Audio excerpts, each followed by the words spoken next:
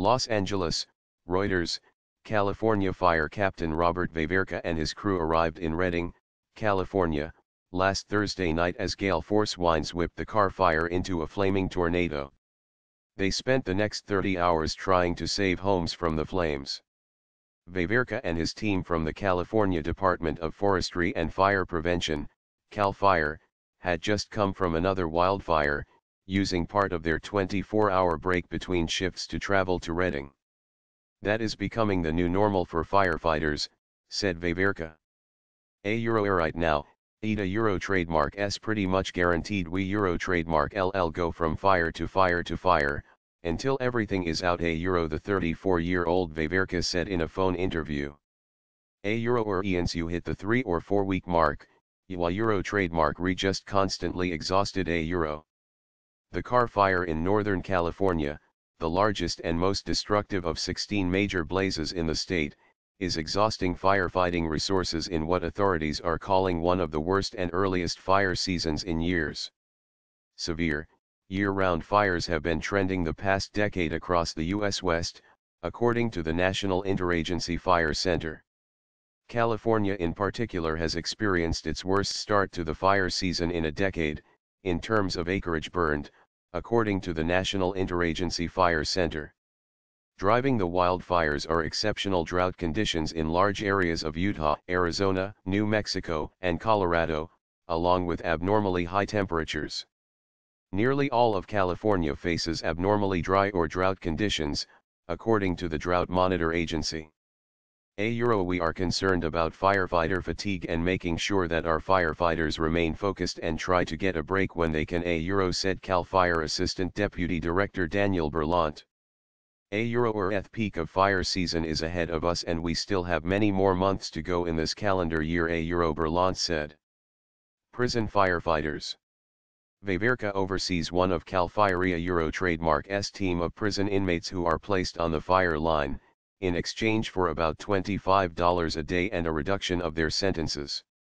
In the Eve season he exercises every day to prepare for the demanding summer firefights.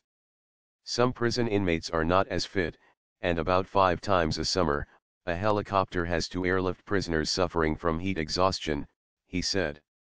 Crews typically work a 24-hour shift followed by a 24-hour rest period typically in a motel, CAL FIRE officials said.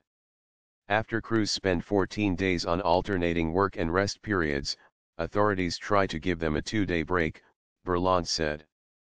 But sometimes crews must wait 3 weeks for their 2-day break, he said.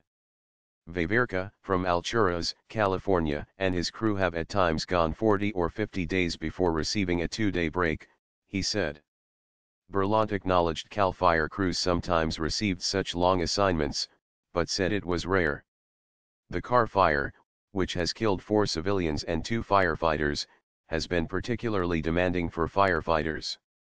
The long shift Veverka and his crew worked when they arrived was typical of what other crews worked that day, according to the local fire chief. Shasta County Fire Chief Mike Hebrard told a news conference on Sunday that some were working 48 hours straight. They were just going on pure adrenaline. December fire. Veverka was activated to wildfire duty on July 1. In a typical year, his deployment winds down by the end of October. But California fire officials have repeatedly warned the fire season is getting longer and more intense. The Thomas Fire erupted in December in Ventura and Santa Barbara counties and became the largest in state history. Higher temperatures have helped extend the period of wildfires by 60 to 80 days each year, National Interagency Fire Center spokeswoman Jennifer Jones said. The U.S. Forest Service has a different work shift structure from CAL FIRE. Forest Service crews typically work 16-hour shifts, followed by 8 hours of rest, with 2 days of rest after 14 days on assignment, officials said. Research has shown that, over time, it can take a long-term toll on the bodies of the men and women protecting homes, businesses, and natural landmarks.